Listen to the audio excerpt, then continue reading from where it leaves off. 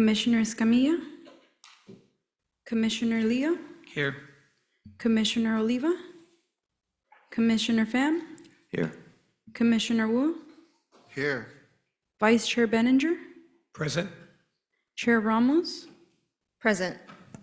Chair, quorum has been reached at 5:34 p.m. Thank you. We'll now have Vice Chair Benninger lead us in the Pledge of Allegiance.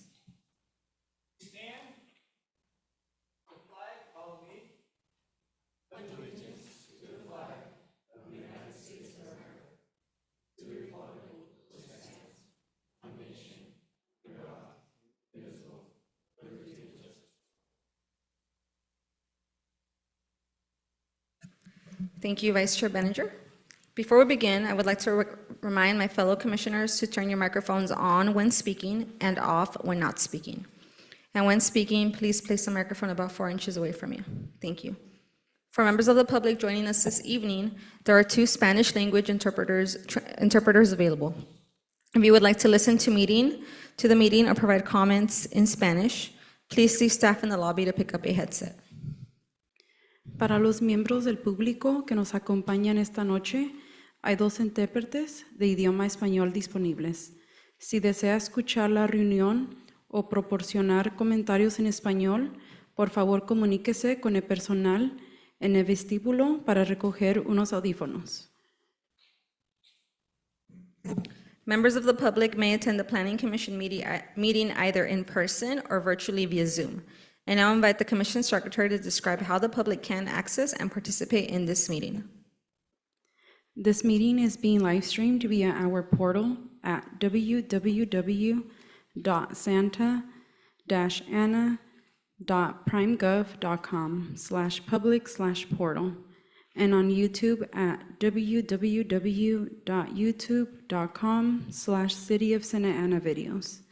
If you would like to provide public comment, you may do so in the following ways. Join the meeting via Zoom, enter the meeting ID number 8658518495. When the item you wish to comment on is being discussed, please select the hand icon to indicate that you would like to speak.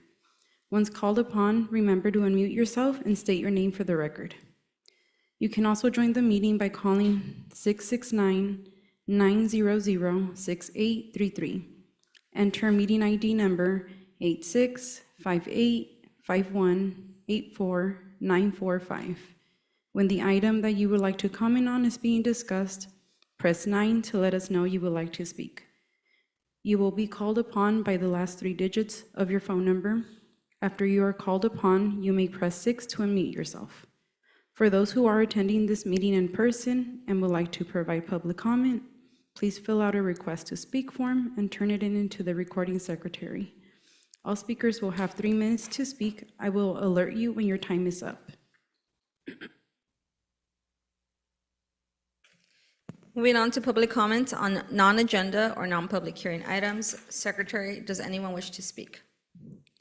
If you are attending this meeting in person and would like to comment on non-agenda or non-public hearing items, please fill out a request to speak form and turn it into the secretary. If you are participating via Zoom and would like to comment on non-agenda or non-public hearing items, please select the hand icon to let us know you would like to comment. If you are calling in and would like to comment on non-agenda or non-public hearing items, please dial 9 and then 6 to unmute yourself. I will wait a few seconds.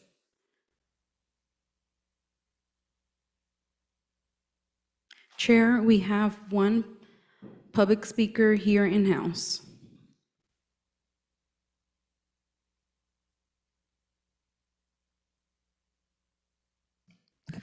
Gay Olivos? You will have 3 minutes. Thank you.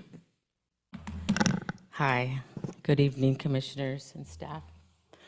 My name is Gay Olivos. I don't know how deeply rooted these commissioners are in the city of Santa Ana, but I love Santa Ana. Okay, my grandfather was born in Santa Ana in the year 1903. So that gives an indication how my family is deeply rooted in this community. I love her, and I want what's best for her all the time. So when I come to you to bring a concern, it's not because I have a hidden agenda. I don't have a business. I'm not a developer. I'm not a nonprofit. I just love my city. And what I've seen going on with my city is that you are overbuilding way too many apartments. I've seen this commission, and you're great. I've seen what you do. You have a plate in front of you. I'm seeing it on my home, in YouTube, and you guys do an awesome job. But there has to come a time when we have to stop this overbuilding. I mean, Segerstrom, you just approved Segerstrom, you approved Rafferty, you approved the Cabrillo Apartments, you approved the Main Place Mall. I mean, to get from one point to another part of the city is a nightmare. With that being said, the One Broadway Plaza has come back to fruition. It's been over 20 years since that project has been going on. That pile of dirt has been sitting on Broadway forever. I went to the Sunshine Ordinance meeting, or I had to hear it on my phone because the login was invalid. People couldn't get on, and I was confused because Caribou Industries seems to think that everything is set in stone already, that they already have the green light to move forward. Well, they do not, and I know they do not. They have to come before you. You have to make the decision when they can change their scope of work. The EIR has to go back because now they want to change it to more apartments. 37 stories, I believe, of apartments. Mind you, Willard, which is my community, Ward 5, already has 10,000 residents coming in and out of Willard. I'm going to say that again because you guys are not hearing me. 10,000 residents. On my street alone, Parton, we have 28 apartments. 28. I'm going to say that again. 28 apartments on Parton Street alone, from Civic Center to 17th Street. And in between that space, we have Willard Intermediate, we have the church, a couple of businesses going on. So that gives you kind of a pictorial of what is going on just on one street in Parton. For you to approve 37 stories of apartment units, please, if you really love Santa Ana, you're going to think twice about that. Now, he might have already approached you. I think one of you have mentioned before that you had seen him somewhere and he had talked about refiling his permit or something. I implore you to vote no on One Broadway Plaza. Thank you. Thank you. Moving on to the consent calendar, where it's one motion for all consent items unless an item is pulled for separate discussion. Is there a motion to approve item A, minutes from December 8th, 2025, and item B, excuse absences? I move. We have a motion from Commissioner Wu, I second. and we have a second from Vice Chair Benninger. Secretary, can you please call for a roll call vote? Commissioner Escamilla, Aye. Commissioner Leo, Aye. Commissioner Oliva, Commissioner Pham, Aye. Commissioner Wu, Aye. Vice Chair Benninger, Aye. Chair Ramos. Aye. Motion approved unanimously with Commissioner Oliva absent. Thank you. Recording Secretary, for the record, we now have Commissioner Escamilla joining us. I'm not sure what time you walked in. Okay, thank you. Business calendar. That concludes the consent calendar items, and we're now moving on to the public hearing. I will now review the process for the public hearing so that everyone knows what to expect. Staff will provide a presentation and answer questions from the commission. The public hearing will be opened. The applicant will be given the opportunity to speak, limited to 15 minutes. Members of the public will be given the opportunity to comment, limited to 3 minutes. The applicant will be given the opportunity to respond to comments made by the public, limited to 5 minutes. The public hearing will be closed. Discussion will return to the commission with formal action taken to approve, deny, or continue review of the application. Please consider the following suggestions when organizing your comments. Please state your name. You may state your address if you'd like. State whether you support, oppose, or are neutral to the proposal. Your statement should include all pertinent facts within your knowledge. Please note, decisions on these matters are final unless appealed within 10 days by any interested individual or party. Recommendations on these matters will be forwarded to the City Council at a later date for final determination. We're now moving on to item 1.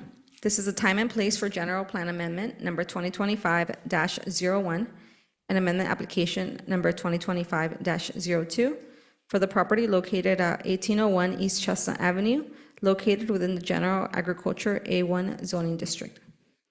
Before we begin, do any commissioners have anything they wish to disclose with regard to this item? Seeing as there are none, the Acting Executive Director of Public Works, Rudy Rosas, will provide a brief presentation.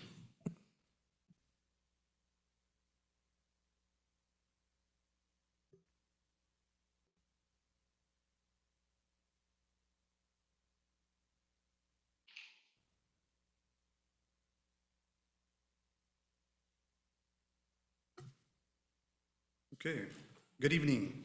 Good evening, Commissioners.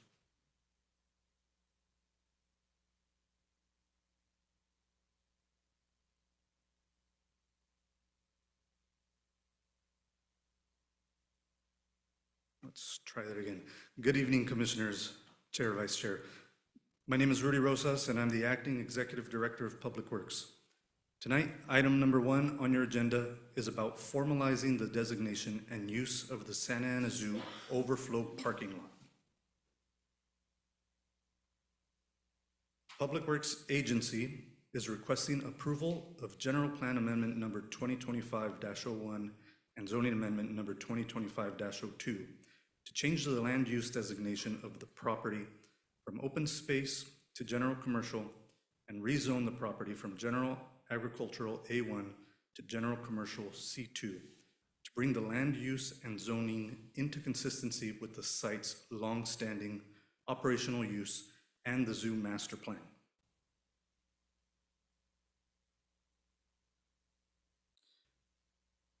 The amendments will allow us to carry out improvements to the Santa Ana Zoo overflow parking lot, including paving and striping, improved circulation, access upgrades, ADA compliant parking, EV charging stations, and approximately 250 parking spaces to serve the zoo visitors during peak periods.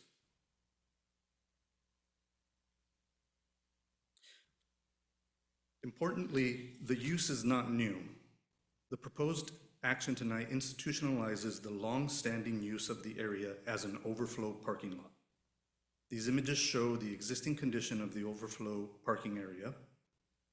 And most importantly, this action is in conformance with the zoo master plan that was established in 2018.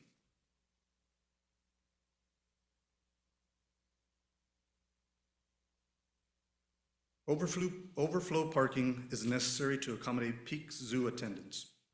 Improving parking supports visitor access and operational efficiency. And finally, the project aligns with zoo expansion and long-term planning objectives. And a little bit about the zoo master plan. The zoo master plan is a blueprint for the zoo's future. It guides how the zoo can grow, improve, and remain a treasured community asset. It reflects Santa Ana's values of education, conservation, and family experience. The Zoo Master Plan identifies opportunities to expand and enhance facilities by improving access and safety to more visitors. So this project is a key component of that vision. Ultimately, the overflow parking lot supports the zoo's mission to ensure future generations can experience wildlife in the heart of Santa Ana.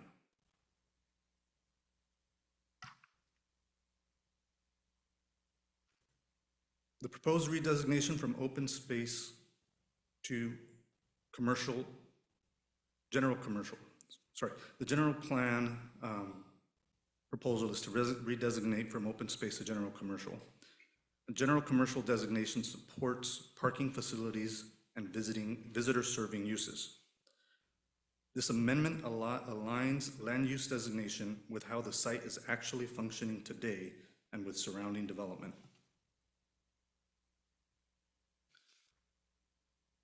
This map depicts on the left the existing land use designation, open space, and on the right, the proposed GC land use designation.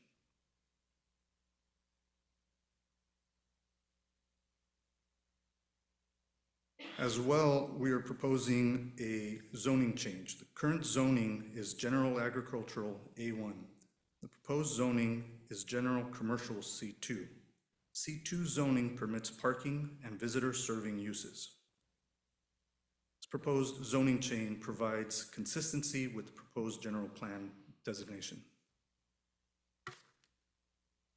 So again, this map shows the existing zone A1 on the left and the proposed zoning designation of C2 on the right.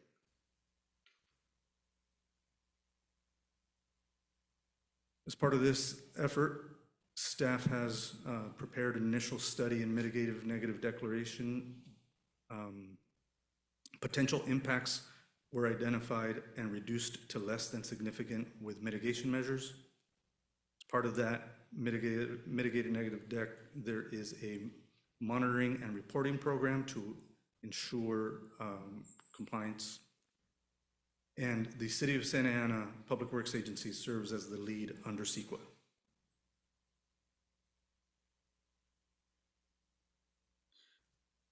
Public notification and outreach for this. A notice of intent was circulated via Orange County Register and a mailing list where notifications were provided to all properties within a 2,000-foot radius of the site, with a public comment period in accordance with CEQA requirements, as well as tribal consultations conducted pursuant to AB 52 and SB 18. Staff recommends the Planning Commission approve the general plan amendment, approve the zoning amendment, adopt environmental document and monitoring program, and recommend the City Council for approval. We have staff and consultants available for questions. Thank you.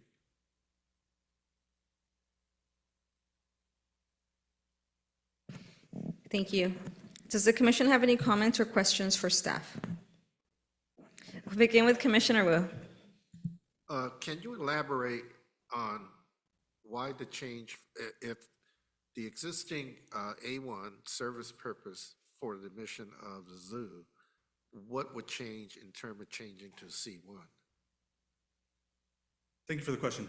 So the existing is a overflow parking lot that's really a dirt parking lot, undeveloped, unimproved. The vision as established in the zoo master plan is for a proper parking lot serving a zoo enhanced with trees and all these other elements, right, that a modern sort of parking lot for a zoo would have. And so And you can't do that under A1? The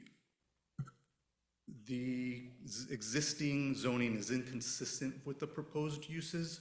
And What so do you by mean by changing the inconsistent? zone, it fully unlocks and allows us to develop the site as intended. Will it ever be converted back to an A1? And we would have to go through this process again? Should the zoo expand because someone donated a bunch of whales or something, we put in a swimming pool in there or something? Commissioner, yes, I would say if the Planning Commission recommends and City Council adopts these changes, a similar process would be necessary to change to any future proposed designation. Okay, so in an A1 property, we cannot pave it. And we cannot put those electric vehicle chargers.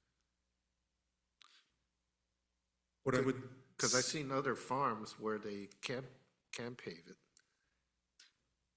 so I think I can best answer the question by saying that the proposed change unlocks the potential of the site so that we could fully develop it as a parking lot to serve the zoo.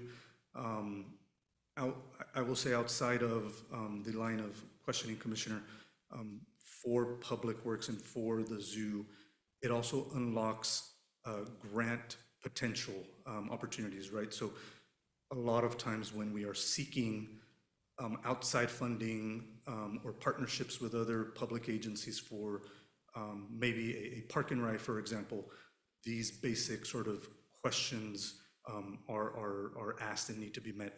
Is the site appropriately designated and zoned for these purposes? And this action today, as I've been saying, helps unlock the potential for us to then deliver on the zoo's master plan vision. And can you shed some light on what are some of the specific mitigations that you are taking, that we would have to approve?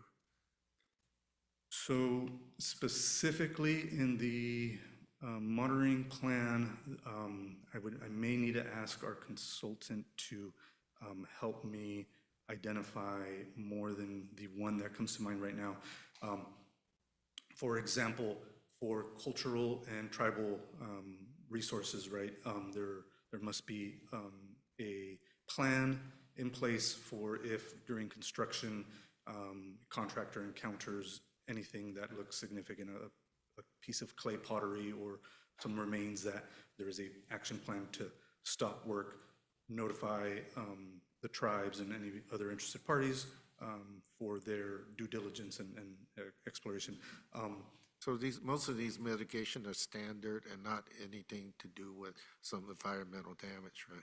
Correct. As was found, there were minimal impacts, and yes, I would categorize it as very standard, plain mitigation measures. Looks like someone's going to help you. Please, let me welcome Angela with First Carbon Solutions.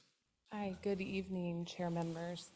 My name is Angela Wolf. I'm with First Carbon Solutions. We helped prepare the M&D for the project, and you should be provided with a MMRP document for the project, and I'm just going to highlight a few of the mitigation measures. I'll say these are all standard measures. So the first one was a nesting bird pre-construction survey, very standard, to be performed prior to breaking ground in construction. The next one is if something is, thank you. If they do find a nest during that time period, then there's another measure in here that is essentially monitoring the bird activity during that time until they've fledged.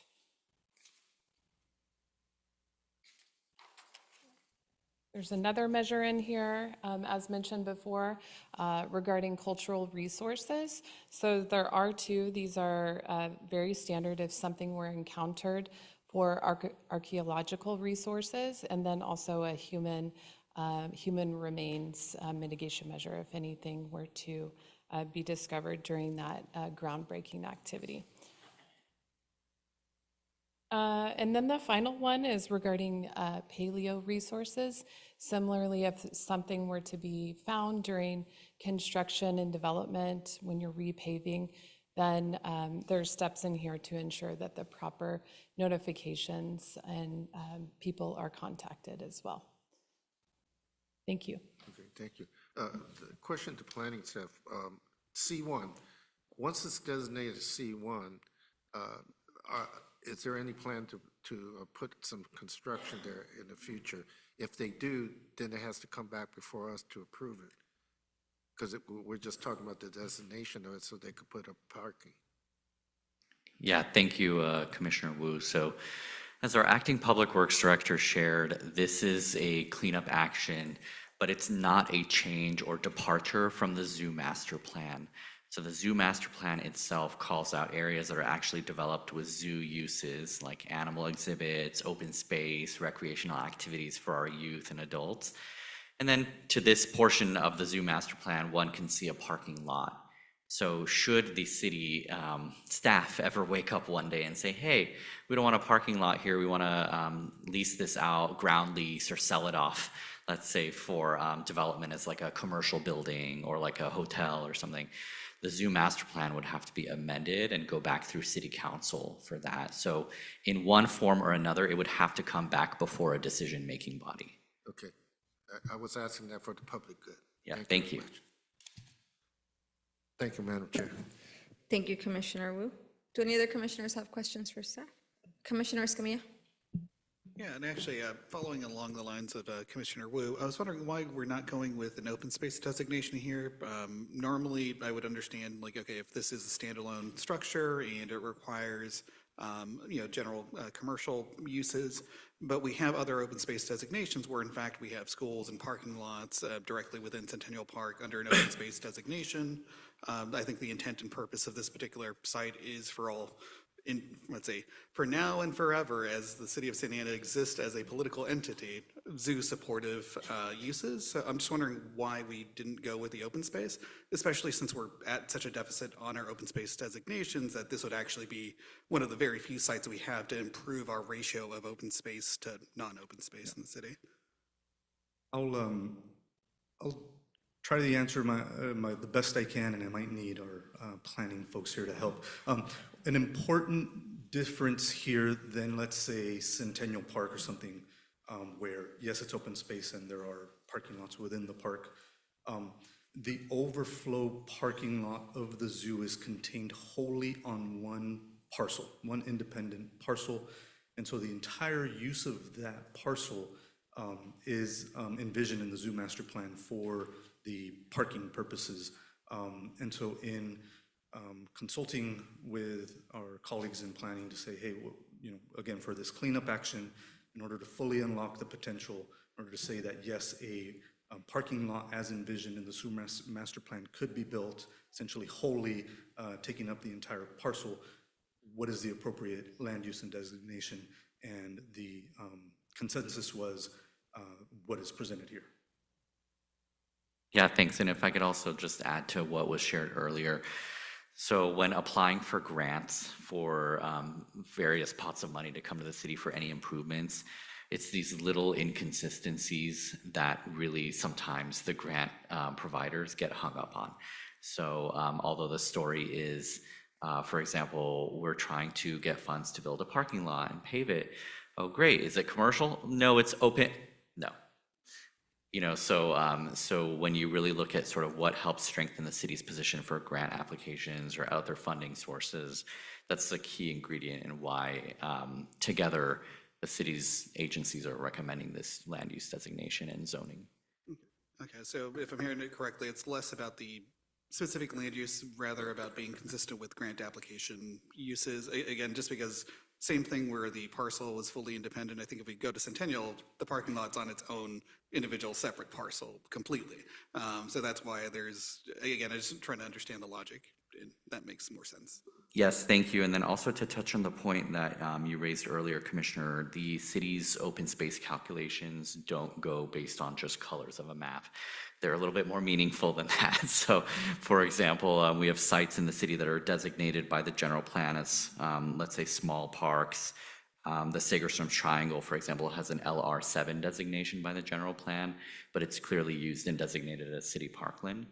Conversely, one can see on the land use map that our rail spurs are colored green, but they're clearly not improved for recreation uses. So the color on the map isn't necessarily correlated exactly, which is why the point earlier about just looking at the zoo master plan, it's still going to be part of the zoo if it were approved by the commission and council, still going to be part of the zoo master plan, still for the overall public benefit to support the zoo's function. But the cleanup is necessary for the reasons that we elaborated on earlier. Thank you. And I guess just with that, I was wondering, since we are referring back to the zoo master plan, we're looking at about 250 spaces is the target goal. And this might be outside of the scope of this conversation, but I think it's meaningful to bring it up. Eventually, there is really beyond the, I think, segment of the parcel that's just outside of our jurisdiction over in Tustin, really nowhere else for a parking structure to go, or nowhere else to actually put kind of permanent animal exhibits on the ground somewhere. So is there the thought that this is going to help us get the funds or requirements necessary for a multi-story structure eventually in order to have more land available? Because again, I do see this as maybe almost an interim 10 to 15-year use of a surface parking lot that then should be supplemented with a multi-story structure to allow for additional exhibit space eventually, right? I think that that's at least where my mind is going, and if this is going to help that, I think it makes a much more compelling case. Thank you for the question, Commissioner. You are in my head and in my dreams of what we would love to see in terms of improvements at the zoo. That is definitely something that long-term planning we would love to see, and definitely there's plenty of need for parking in the city. And again, the options that this action unlocks. But in terms of short-term, what we have plans for in the immediate future, it would be much more of a surface parking lot. But yes, that, to answer your question, yes. Thank you. And just one comment. Ian, this is probably outside of the scope of what we can possibly do, and I actually don't have any idea how we would arrange something like this. But just being aware and establishing that positive working relationship with the congregation that is immediately next door. Number one, they're going to be impacted, even though they're in Tustin. We still care about our neighbors there. But then also maybe even more long term, the feasibility of going to LAFCO and if there is ever an opportunity to purchase the property, go to LAFCO and then basically extend the zoo, because it really is one of the only logical land extensions that we have, at least for zoo expansion in the long term. So just noting that down, and that's a 20-year process at best, but still, we have to get started sometime. Thank you. Thank you, Commissioner Escamilla. Do we have any other commissioners with Vice Chair Beninger? Go ahead. Well, first, I'd like to add that we are very fortunate to say we are a city that has a zoo. Not many cities can say that, and the great job Public Works is doing there over is fantastic. My questions are related. A lot of that area over there had been used for outdoor gatherings at the zoo from time to time in the past. How will this affect that? Commissioner, Vice Chair Benninger, thank you for the question. The open space I believe you're referring to is sort of a grassy area that the zoo uses for events and activities. That is just outside of the boundary of the proposed parking lot. So at least in the short term, that would, or medium term, that would remain as is. The zoo master plan does have visions for transforming that in the future, but for today, this would not impact that area. Very good. So the different functions will go on as normal. Yes. Also, how much are you impacted right now, the parking you do have in front on Chestnut, with the development next door to you? Because I've always seen vehicles in there. I don't have statistics to share on zoo parking specifically, as you know, Public Works doesn't operate the zoo. Broadly speaking, yes, parking is a well-known issue for our city. What I do understand in terms of parking and impacts is there are peak periods when buses, weekends, there's activities and functions at the zoo that really draw a lot of folks into the zoo. That's when the parking lot is mostly impacted. That's when that overflow parking lot is really necessary. And as a Santa Ana resident and user of the zoo myself, I am sometimes surprised when there's plenty of parking in that front area off of Chestnut, and then you show up one day and, oh my goodness, this is full, and you end up in the dirt overflow parking lot. Sorry. In order to build this parking lot, are you going to have to remove any trees or try to save as many of the trees? As always, we try and save as many trees as possible. There are going to be a number of sort of overgrown large bushes, small trees that will have to come down because of the proposed layouts, but new trees will be coming in as well. Thank you. Thank you, Vice Chair Beninger. Are there any other questions or comments from the commission? Great, I just have one last one. So I did review this item previously with staff, and I did have one comment that I don't think has been named yet. But the parking, a bit of an extension of what Commissioner Escamilla was sharing earlier, but a little different as well. So I did share with staff that I would be interested in having the city explore the use of zoo parking and this overflow parking area once it's paved and improved as an option to provide additional parking options for the neighborhood when the zoo is not being used. So providing parking for some of the Santa Ana residents that live in that immediate neighborhood, where if anyone has been there, the parking is horrible. Literally, there is no parking at all. So it's not for the purposes of this approval, but I would just like it to be on staff's radar that as this parking area is improved and the zoo parking that's already there, that we should find ways for the city to, one, make it accessible for residents. And I provided the example of other private parking areas in the city. I know of one in the Willard neighborhood next to El Sol, where they actually rent parking spaces overnight.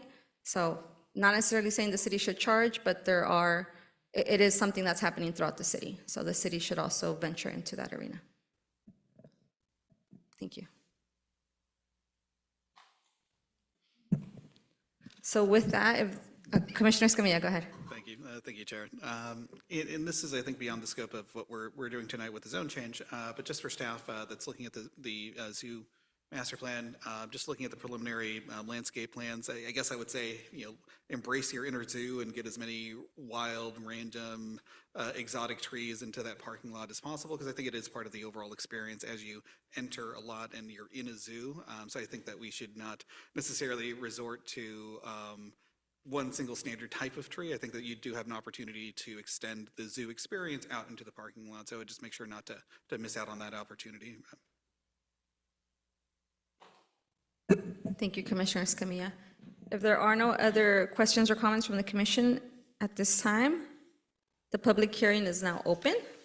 Recording Secretary, have we received any written communication, or is there a member of the public that would like to comment on this item?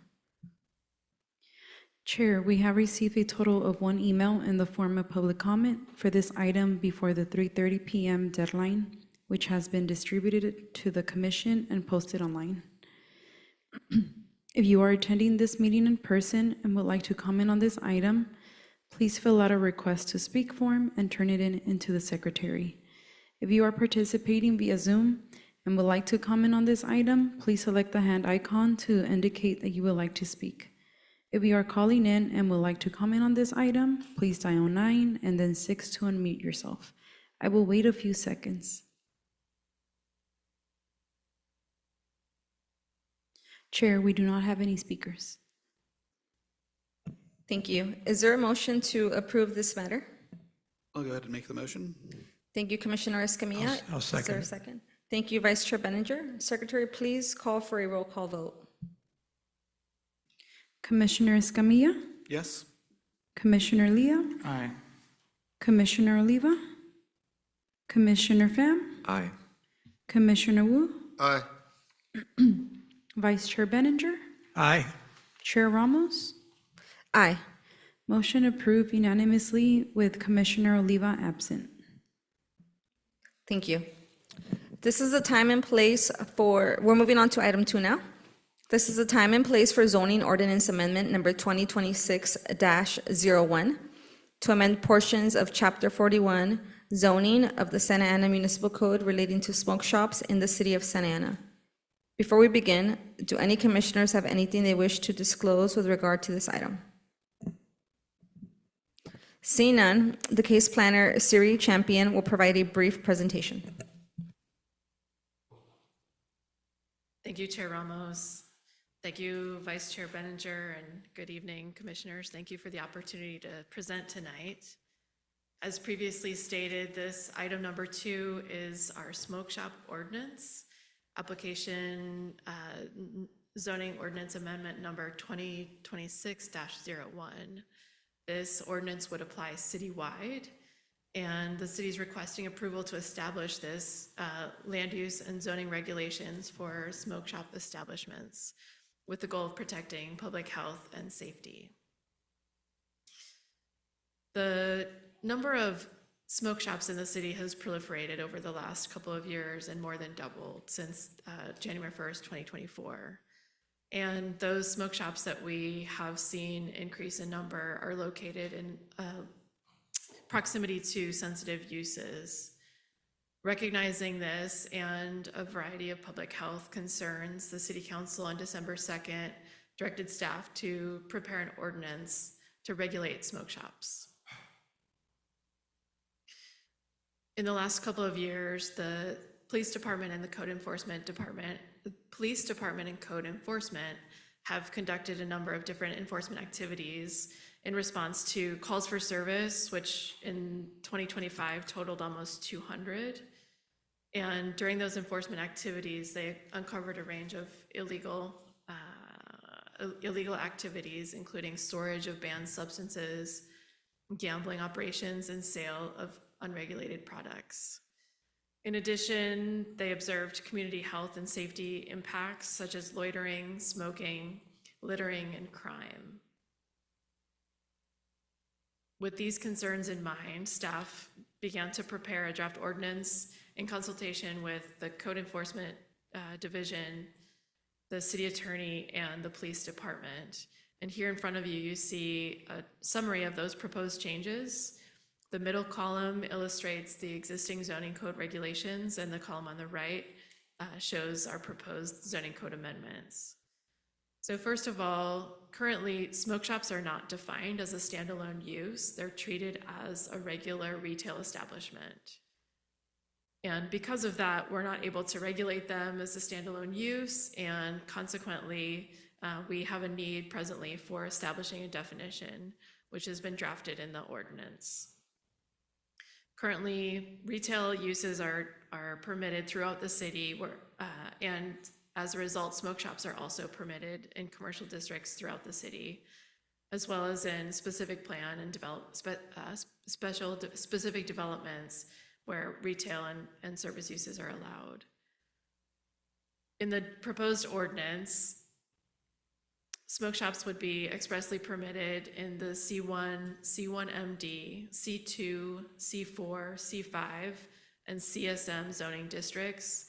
And in those locations, we would have permit requirements, including a conditional use permit for the establishment of smoke shops.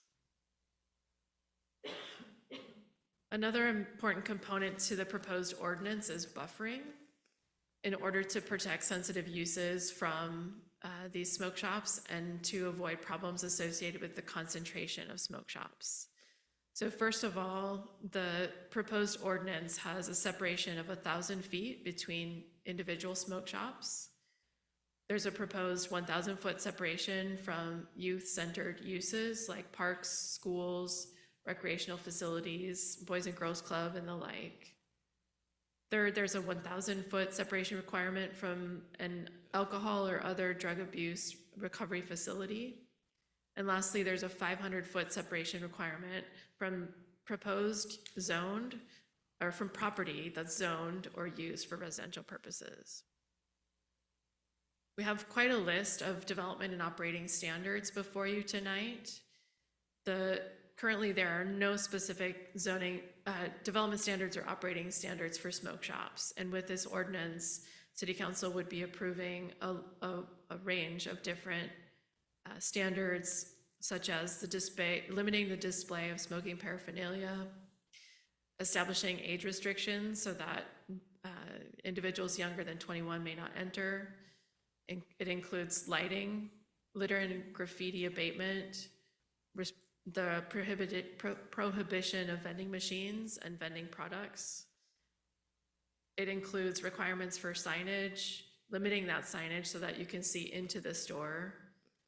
It requires a minimum amount of glazing and limits obstruction so that you're able to see from the outside into the store, as well as for the owners or operators in the store to look out and observe any nuisance activities that may be taking place outside of the establishment. The standards also include those for training purposes and compliance with local, state, and federal laws, regulations, and orders. The proposed ordinance limits the hours of operations consistent with the cannabis ordinance. There are very specific requirements for security and surveillance. The proposed ordinance would establish annual inspections at a minimum, and we could go in and inspect more than once a year if the circumstances necessitate so. And then finally, fines and or CUP revocation in the event that there are violations to these standards and regulations. And then in terms of existing smoke shops that are in place at the time of this ordinance becoming effective, those smoke shops would become non-conforming provided that they have a certificate of occupancy and a tobacco retailer's license. And then also, if a non-conforming smoke shop were to discontinue its use for a period of 6 months, the subsequent uses of the property must conform to the zoning code. The proposed ordinance is consistent with the general plan and specifically with the number of goals and policies. And I won't read out every single one of these in front of you, but essentially the consistency pertains to compatibility of uses, ensuring public health and safety are addressed through the proximity of smoke shops to those sensitive uses we've described before. It encourages land use decisions that promote healthy lifestyles. It promotes the active living and well-being goals of the city. And then lastly, it addresses economic prosperity policy related to the development of mutually beneficial and complementary businesses. Pursuant to CEQA and CEQA guidelines, the proposed project is exempt from further review. And in terms of fiscal impacts, the existing and staff recommended fees will cover all administrative costs. With that, staff recommends that the Planning Commission recommend to City Council approval of zoning ordinance amendment number 2026-01. Staff is available to answer any questions. Thank you. Thank you for that presentation. Does the commission have any comments or questions for staff? Commissioner Leo. Okay, thanks for answering the question on existing smoke shops, because that was my first question. And I'm not sure you could answer this question. The question is, what were the market conditions that created the proliferation of the smoke shops? Was it just a downturn in the economy? Did they generate a lot of sales tax? Obviously there are some illegal activities that go with it. But if you look at like multiple strip malls down a busy street, there's a smoke shop in like every strip mall.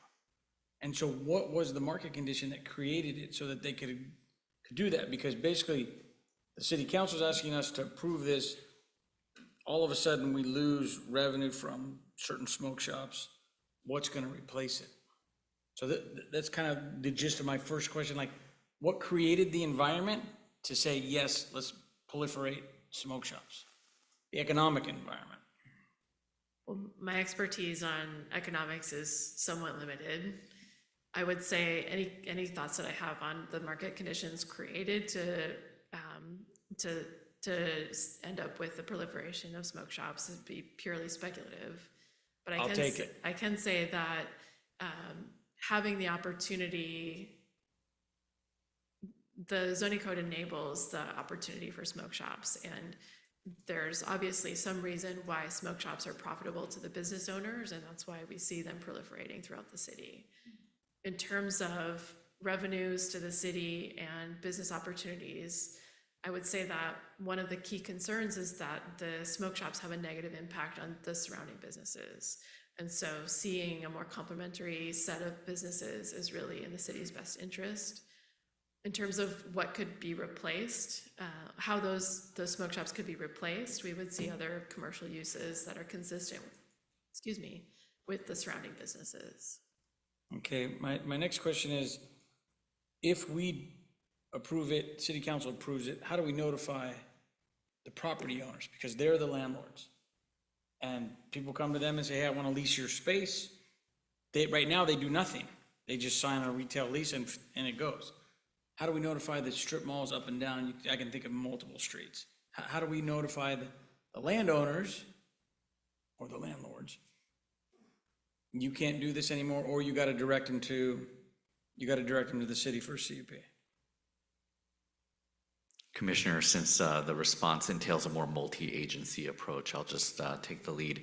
So as we do with any ordinance that affects uses and changes in land use, we assemble an interagency team of staff from finance, police department, planning and building, which includes code enforcement.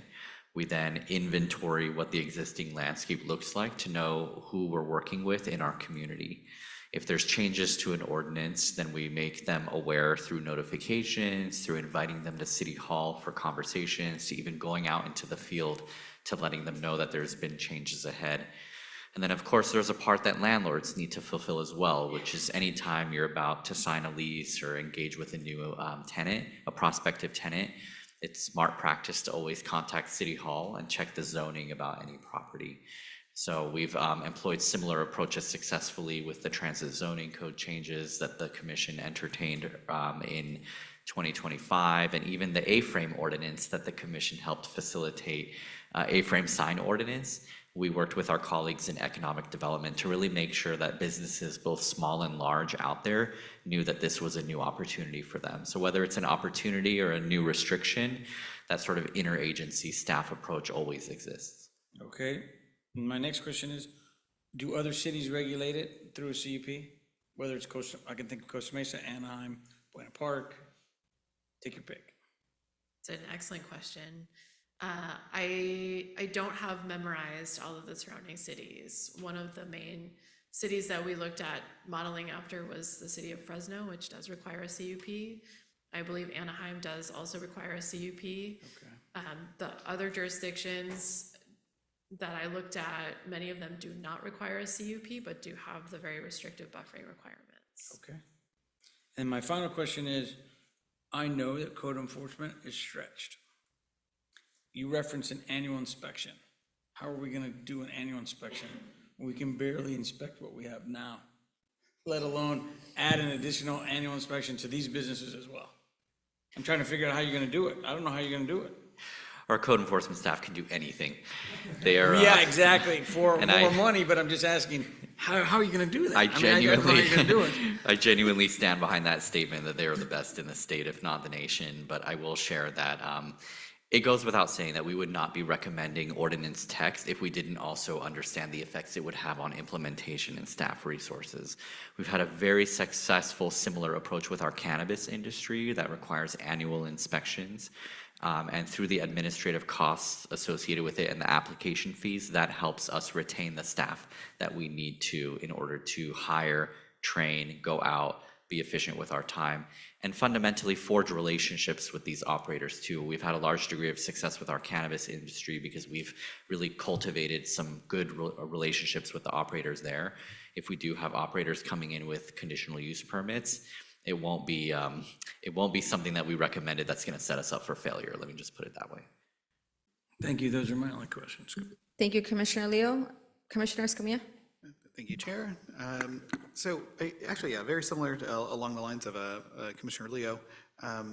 So just on the cost, not sure if we're looking at this as adding in a fee, because I know that was kind of referenced that there would be fees potentially. So I imagine there'll be a full cost study, and that might be coming back to City Council just to see how much it does cost us then for the annual inspections. Okay, so then, and then I guess the two things that we're sort of missing, at least for me on the presentation, I'm okay with it, but just in case there are other questions that come before City Council, if we are able, before this is presented to the larger public body, have a GIS map of kind of what those existing conditions are, so very similar to the cannabis map, if something like that could be ready. And then I think the really pertinent question on existing sales taxes from these types of uses. I know we can't share individual sales taxes like on an individual store basis, but if it would be possible for the economic development team to aggregate kind of the overall sales tax impacts, I think that those would be relevant questions that the public will have and potentially the council, though they might already be ready to support it if they've indicated an interest in bringing the item. And also just wanted to say thank you for bringing an item that was recommended in December, and now we already have a CUP language in early February, so that's actually very, very, very quick, so good job on that. Thank you, Commissioner Escamilla. Commissioner Pham? Yes. So the smoke shop use, my kind of big picture understanding is tobacco products, or is it tobacco and marijuana? Exclusively tobacco. Okay. So is there language that deals with the sales of tobacco as an auxiliary use? I'm thinking of the 7-Elevens or the convenience stores. How do we navigate that? They are defined as a separate use. And so smoke shops, excuse me, specifically exclude them, recognizing that it's, as you said, an auxiliary or an ancillary component or a minor component of their overall sales. And then, you know, I'm fully supportive of this regulation. I wonder if it could be a little bit broader. My feeling is I wouldn't want smoke shops to be on our major arterial roads or major corridors. I'm thinking specifically of Harbor. There's quite a few smoke shops that are directly facing Harbor, and we have multiple townhouses development and new developments along that corridor. Yeah, I wonder if there are more specific languages that kind of, you know, we're not banning the use, but we want to relegate those uses to more less public areas. So one thing I'll share, Commissioners, anytime we bring forward an ordinance to the Planning Commission for recommendation to City Council, if there's discussion that turns into like a substantive discussion, like let's say this starts to get some traction with your fellow commissioners, you have a couple of options. You can ask that they include it in their motion to recommend to the City Council, then it formally like gets presented that way to the City Council. But even if that doesn't take place, we always summarize the discussion at the Planning Commission in the staff report for City Council. So in case there's a desire to sort of put that on the table for City Council members to consider during first reading, that is another way that we could deliver the information. I will share specifically, you brought up Harbor Boulevard, and since the majority of that stretch is in a specific plan area, it's not even something that would be permissible under the new ordinance because it's zoned SP2, and the permissible uses are not including SP2. And then in terms of retroactive enforcement, I know that there was a slide that deals with existing smoke shops. So can you walk us through, if we have an existing smoke shop, they're essentially non-compliant, but they've been established,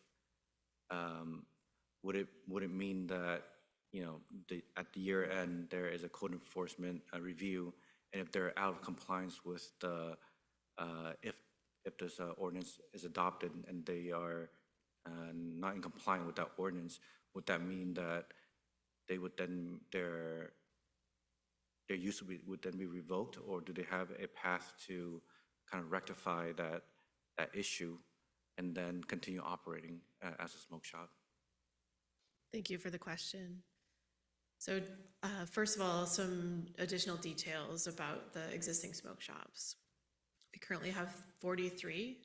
Of those 43, 38 have certificates of occupancy, tobacco retailer licenses, and so they're operating legally at this time. Of those 43, including the ones that have applied for certificate of occupancy, none of them would be able to continue in their current location, and all of them would become non-conforming. So once this becomes effective, those smoke shops will have 6 months to become compliant with all of the standards, the development standards and operating standards within the code. And then they would have the opportunity to move to another location if they would like to move where they could get a CUP and have long-term vested use. If those smoke shops remain in their location for an indefinite number of years, they're able to stay there, provided that they remain consistent with those development standards and operating standards. If they decide to close for a period of 6 months, then they would discontinue their non-conforming status, and any subsequent use would need to conform with the zoning code. If I could just add, so for the existing smoke shops that are currently there and have the legal permits to be there, they'd have 6 months to comply with the proposed operating standards.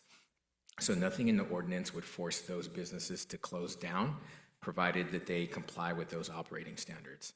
If after 6 months, those businesses are not in compliance with the new operational standards, we'd be able to code enforce them at that point. So there isn't anything that the city would use in this ordinance to go after them to say close down. It gives them that 6 months of time to start to bring their businesses into conformance with the operating standards. And that's because, to your point, they've been legally established there, and then there isn't anything the city would be able to retroactively do to close them down. But as currently, as a retail use, they're might not be operating under the new operation standards, but they have the 6 months to either comply or then face code enforcement violations, I guess. That's correct. Okay. And as an example of some of those operating standards which staff crafted for the benefit of the community, those include things like training requirements for staff, let's say, or prohibiting loitering, improving your site lighting, removing graffiti and debris. So these are things that we would expect all of our business members of our community to help support, but that's the sort of level of expectation that they would rise to. That's on page 4 of the staff report. So again, 6 months to comply with those standards, and if not, then code enforcement activity. That's all for me. Thank you. Thank you, Commissioner Pham. Commissioner Wu? That's what was confusing me, jurisdiction between health regulation and planning regulations in terms of, so you just clarified for me. Because when you start listing the things that you make them responsible for, like loitering, prostitution, gambling, sounds like those kind of things we hear in a neighborhood where you could throw in the kitchen sink so that you could complain about the property. But the other thing that confused me is the term in there, when you're listing aerosol and scented tobacco, there was a terminology, whippets. And I understand that to be a breed of dogs. and a very peculiar, nice breed of dog. And so I was wondering why that was kind of put in there. Then I found that there was a secondary use of it, which is a little tiny bit of things that are in, and the things, the sugar, the whipped cream, yeah, that little thing there, apparently you do something with it and you get frostbite. Gee, horrible, just to get high. But anyway, now I understand the jurisdiction issue. I don't have a problem with this. I understand what you're doing. Thank you. Thank you, Commissioner Wu. Vice Chair Benninger? This proposed 6 months to allow them to come into compliance, this is typical of what we've done in the past. Did you want to respond? Okay, sorry about that. 6 months is different than a lot of, or most of the uses in the code. So for a typical non-conforming use, they have 12 months, during which they can look for a new tenant. For smoke shops, along with, I believe, alcohol sales, we allow only 6 months. And the same is true for noxious uses, if I'm not mistaken. Okay, but is that the first time we've implemented 6 months then? This will not be the first time. It Okay. exists for other uses. Okay. All right. One other question that went out of my mind right now as soon as it came in, but I'm all set. Thank you. Thank you, Vice Chair Benninger. I have some comments, and then I also have a question. But I want to start off by saying that I'm very excited that this item is here before us tonight. And like Commissioner Escamilla said, there was a very quick turnaround on this. And I know that I want to say like late summer, early fall, I was at a Memorial Park Neighborhood Association meeting where residents there spoke to me after the meeting, and from both Memorial Park and Delhi, saying that this was a very big concern to them and that they didn't know what else they could do beyond call code enforcement, but they would show up and the issues continued they were just there. So I want to thank staff, because I know you all turned out to the November Memorial Park neighborhood meeting. And after staff spoke with residents, it was very clear that the zoning code was enabling this, just like Siri said. And with the language that we had, the city couldn't really respond. So I'm really glad that we're going through this process now. I know I raised it to Councilwoman Lopez, and then in December, staff direction was provided to you all as staff, and we're here now. So I'm really, really excited about this, because beyond it promoting public safety and public health, I think it's a really good example of what happened, or what it looks like when the city is truly responsive to resident needs, and an example of how the zoning code can be used to improve the quality of life. So I think this is all really great, and if we can let residents know that, like, hey, this zoning code update is happening, and this is how we can address some of the concerns that you're seeing. So I think this is a really good talking point for you all to use as you continue to do your zoning code update, just like helping people understand why the zoning code is important. So really, really thank you. And the other thing I just wanted to flag, so I'm very happy that there's very clear definitions throughout the ordinance language. I did see the definition for convenience store, and I did see the definition for grocery store. There is just one thing that I think could maybe be missing, and I think kind of falls in between both a convenience store and a grocery store, or maybe even before the convenience store. So these are the troquitas in our neighborhoods, or the little trucks where people can go and buy everything from like produce to like toiletries to XYZ. I know in the past, some of them have sold cigarettes or tobacco products. I don't know if that's the case at many of them anymore, but I'm wondering, how do they fall within this ordinance, and like what would they be classified as, and can they fall under one of the existing definitions of either convenience store or grocery store, or do we need to add another definition to ensure that they aren't negatively impacted by this? Because those are a very vital source for many neighborhoods to access just like everyday things that they could get at a convenience store or a grocery store. Chair Ramos, thank you. And I think that same recognition of their importance went into or was kept in mind when the City Council adopted the mobile food vending ordinance some years ago, where mobile food vending was defined broadly enough to include like sort of mobile grocery vending, not just cooked meals vending. Now, whether the ones that are selling produce or selling tobacco, that is certainly something that we will look into should the City Planning Commission recommend approval to the City Council. We'll make sure that that's buttoned up in a way that doesn't slip through any cracks between now and when this ordinance goes into implementation. So thank you for the comment, and we'll definitely take a look at that. Thank you. Yeah, more than anything, I want to make sure that those businesses that are also licensed and permitted aren't negatively harmed by this ordinance. So thank you. I want to see if there's any other questions and comments, and then I'd like to make the motion on this item. Go ahead, Commissioner Escamilla. Thank you, Chair. So now with the actual questions. So the only item I guess I do have in the back of my mind just as a question, or two items.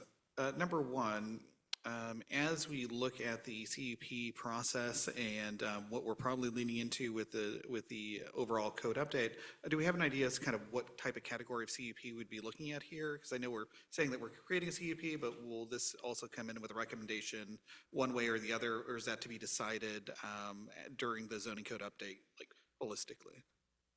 That's yet to be decided, and I think part of the discussion of what the appropriate type of CUP is will depend on this conversation today as well as conversation with the City Council.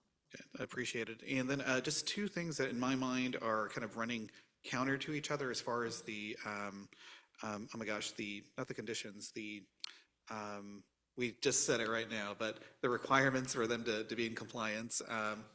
Yes, standards. So the operational standards. So if we're asking for transparency on one hand, but then literally, if you go to some of these places, it's nothing but tobacco products visible. So when we say not displaying tobacco paraphernalia, do we have an idea of like what that would look like? Just because if we do want the windows, but then all you see is tobacco products on the inside, then we can't actually satisfy both of those conditions at the same time. The way that the operational standards are written, the intent is that you cannot see products blocking the view of the window. So in effect, the products would be lining the outside walls of the interior of the store. There could be stands within the middle areas of the store as well, but there would be distance so that the visibility would be limited to the products themselves. Okay, so it wouldn't be like it's a smoke shop, you can't see any tobacco from the public right away, it's just nothing on display immediately like next to the window sort of thing? Correct. Okay. Yeah, that was it. Thank you, Commissioner Escamilla. Vice Chair Bellinger. Yes. I'm sorry, I remember what it was about.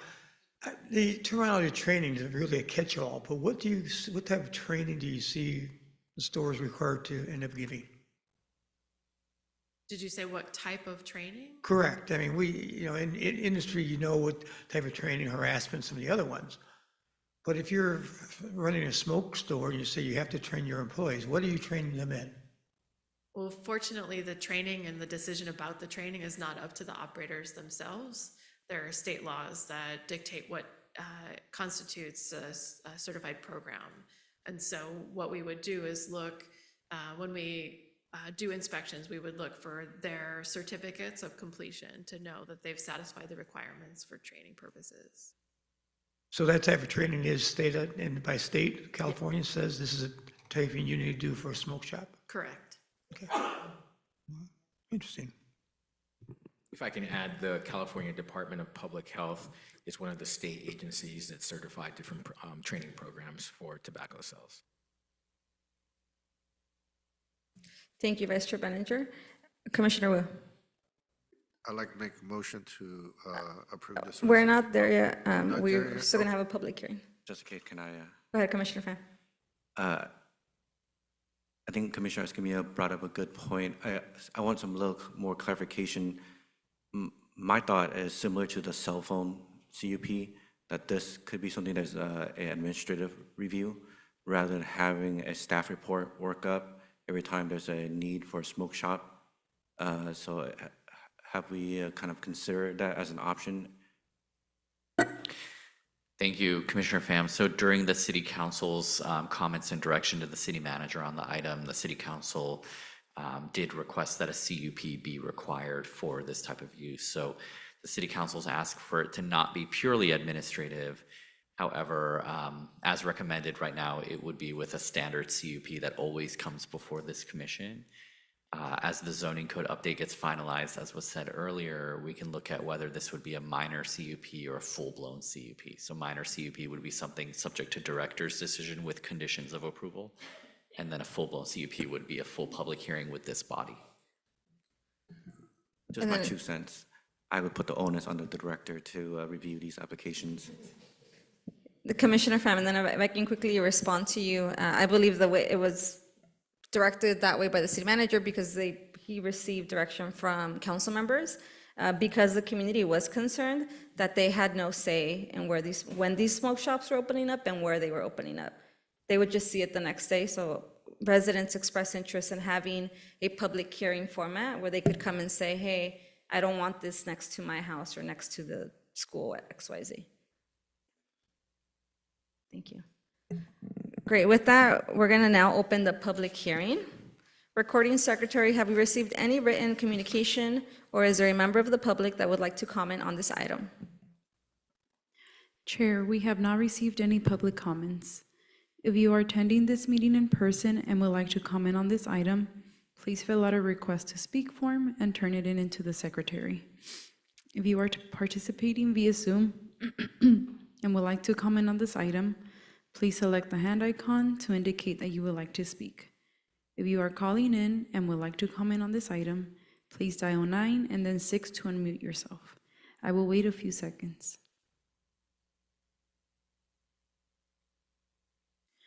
Chair, we do not have any speakers.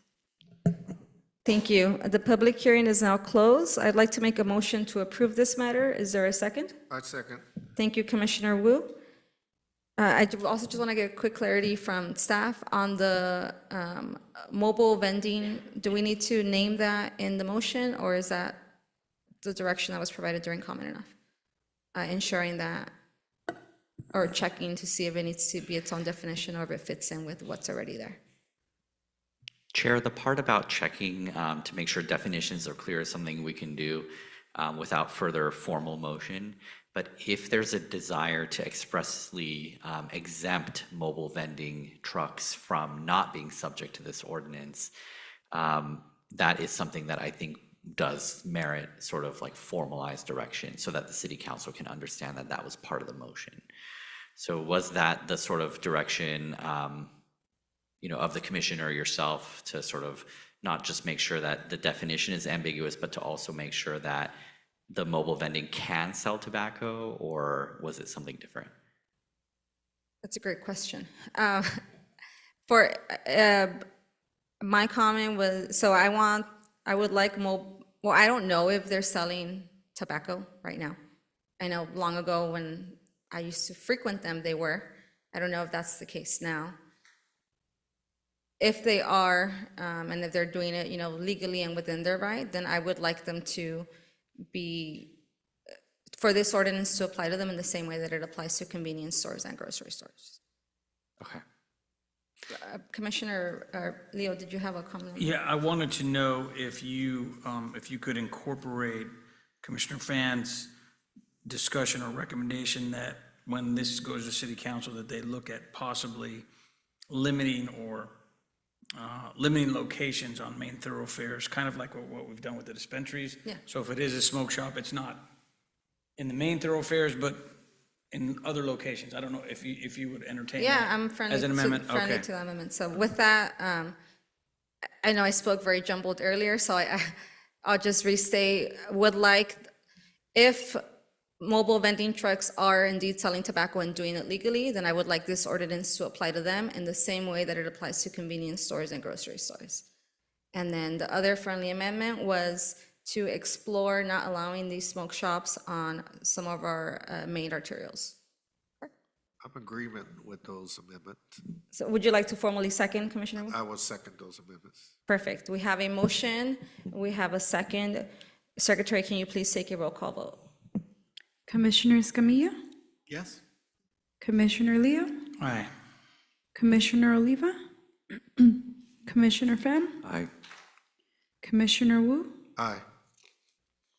Vice Chair Benninger, Aye. Chair Ramos. Aye. Motion approved unanimously with Commissioner Oliva absent. Thank you. That concludes the business calendar. Moving on to staff comments.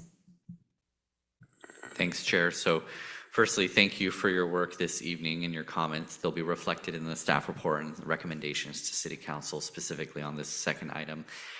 Earlier, I said we had the best code enforcement officers possibly in the nation. I guess I should say the world. But on top of that, I do want to say that we appreciate the recognition of the quick turnaround time on this ordinance because we do have the best planners as well in the universe.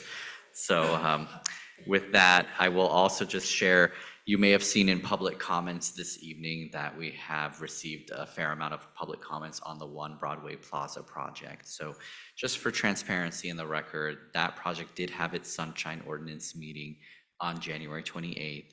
And the purpose of that sunshine ordinance is to solicit and engage the public early on when a development project is submitted. So by receiving these amounts of comments, it's actually fulfilling the intent of the ordinance.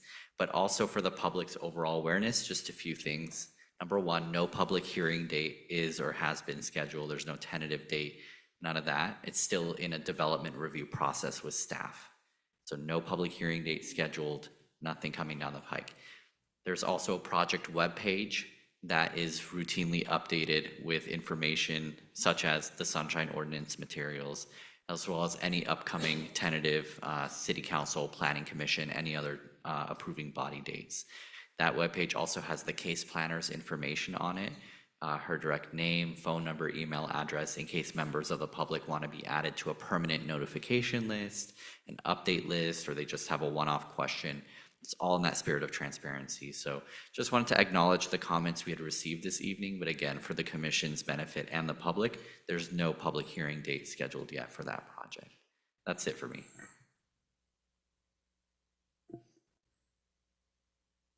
Would you like questions to staff now or during commissioner comments? If it's directly related to that project, we Okay. can do a quick, but we have to be careful not to delve too much into it. So just one, Commissioner Wu. Yeah, I'm not dwelling in the parking, but I know in the past I have brought up that we are building a lot of affordable housing, which meets the need. But at the same time, I like some clarity and guidance in the future about, density of apartments in already over-impacted dense neighborhood, and what guidance can staff provide us? Absolutely. Thank you. Excuse me, I have a question too. Along the line concerning this project in particular, the sunshine meeting, was it videoed that you can watch it online? Yes, the Sunshine Ordinance, as most recently adopted, requires a live stream and a recording be provided after the meeting as well. So not only can members of the public can attend in person, but also remotely, but then afterwards, the recording of the meeting is posted to the project webpage. Thank you. Chair, I did have one brief update on the comprehensive zoning code update that was touched on a few times this evening. We do have a new schedule, so for that project, we're looking to bring a study session before this body April 13th, and then moving forward with public hearings May, and then following with public hearings before the City Council June of this year. And initially, we shared a slightly different schedule, but that's the latest as of this week. Thank you. We'll now move on to commission closing comments or questions for staff. Commissioner Wu? I just want to inform staff and the commission that I will be pursuing on behalf of the Japanese American Citizen League to search for some information regarding the sale of the Asuka Farm on Fifth and Fairview. 24 to 25 years ago, the Asuka family sold their strawberry farm to the city or to the Santa Ana Unified so that they could build a school. And they promised, according to the family, that they would name the school after them. Well, they named the school after Spurgeon and then Lydia Romero. And so as a result of that, the family just, again, asked me to pursue on behalf. And thanks to our staff here, they directed me to a form on the city website that I could do to search for information. I did talk to Jeremy Cogan over at the school district, who's director of planning. He asked some of the veterans and people, they do seem to remember that conversation. He asked us if we could find some paper, which will help him present that to his boss and the school board. He doesn't think there'll be a problem in naming the maintenance building that is there by putting up a plaque or some kind of memorial to the Suka family. The reason I am pursuing this is that as the Japanese community begin to thin out, those first generation that suffer with internment and had their property seized and all that, and they restarted their life, they're having that moment of memory and legacy that they want to have preserved. So I think in a sense of that, in face of today's where we're being erased, I'm pursuing this on their behalf to see if we could get some kind of plaque there to name after the family. So I just want to let everyone know that I will be pursuing it. It's not an adversarial relationship, it's a search for information. Unfortunately, someone's going to have to dig through the musty files and find a piece of paper for it. So my apologies. I know you guys work hard as it is. And for the record, when I was doing some home repair in my house, the inspector came out really quickly and signed my paper and then did it. And it was not because he knew I was a commissioner. I think the guy was just doing his job. Thank you, Commissioner Wu. Commissioner Pham? Yeah. Thank you, staff, for the presentation. Specifically for Ward 1, I know there have been surveys being distributed from the Community Development Department in regards to kind of expansion of Little Saigon from Westminster, and then as it bleeds into First Street, into Ward 1, increase in businesses. So I encourage businesses owners who are in Ward 1 to kind of fill out the survey.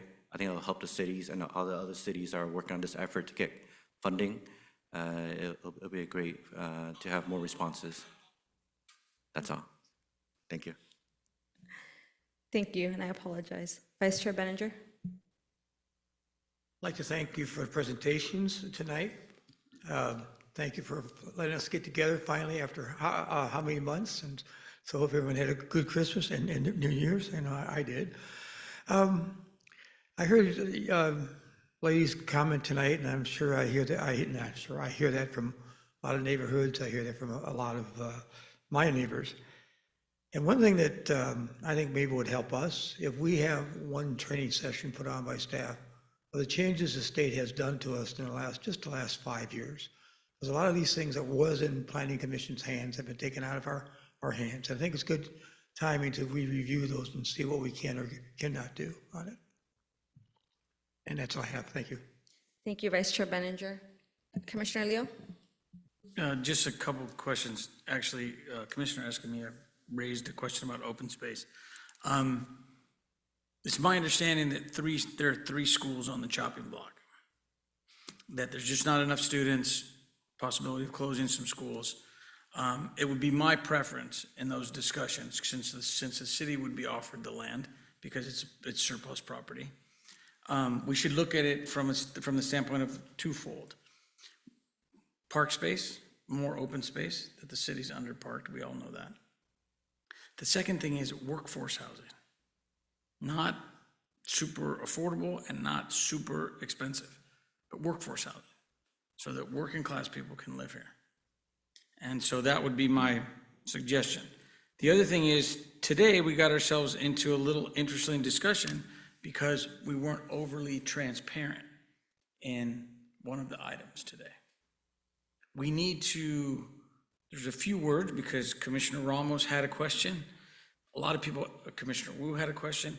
Just a little bit more transparency in the item, and I think we would have avoided a lot of the discussion. And the transparency was around why we're doing it. We didn't hear why we were doing it. We were doing it so we would make the land more financially viable for grants. So just a few more words to each report would be easy. And I heard a couple commissioners raise one Broadway Plaza. I was here when it happened, in this chair. So if you have any questions afterwards, if you want to ask me about it, you can.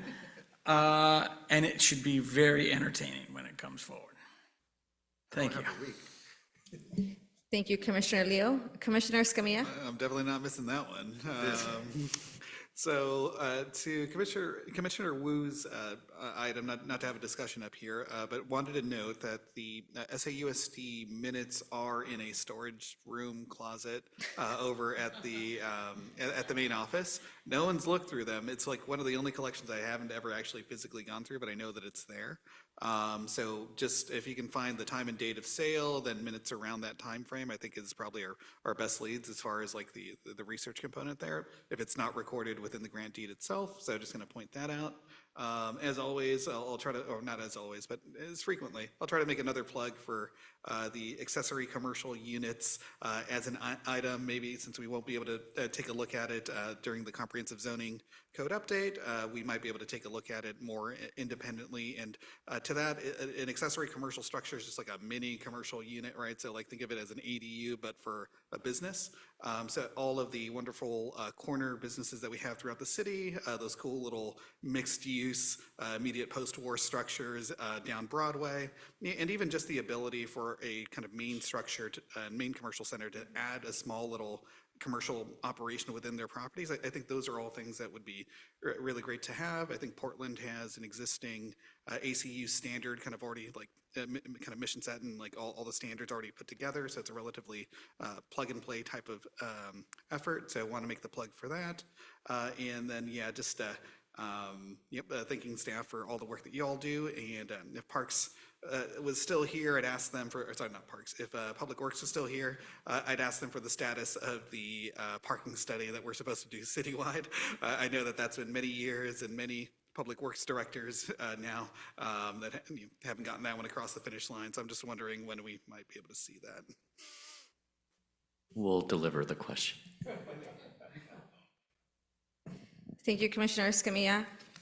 Well, I just want to say thank you staff. It's great to hear the zoning code timeline updates. So I hope that anyone listening tonight here that's here in person or at home has put those on their calendar. But we can also publicize that as much as possible. That'd be great. I'm always being asked what the update is, and I haven't had one, but I'm glad to have one now. So thank you. And then I also wanted to share with the commission that I've requested a work study session from staff to take a closer look at all of the remnant parcels along Warner as a result of the widening project to better understand what their previous use was, what their next use could be, and so that information can maybe guide us as we go through the zoning code update, and not just us, but also families and residents in the Delhi neighborhood that have an interest in maybe being able to reacquire some land that used to belong to them. And then thank you, Commissioner Leo, for your mention of potential surplus land that may come around. I think that's very important for us to just be aware of as we go through the zoning code update. And I know the Surplus Lands Act does require that the city first look at affordable housing and open space, I believe in that order. So what you mentioned will likely have to legally happen, so thank you. And that's all for me. Thank you all. With that, this meeting is, our next regular meeting is scheduled for February 23rd at 5:30 PM, and this meeting is now adjourned at 7:03 PM. Thank you.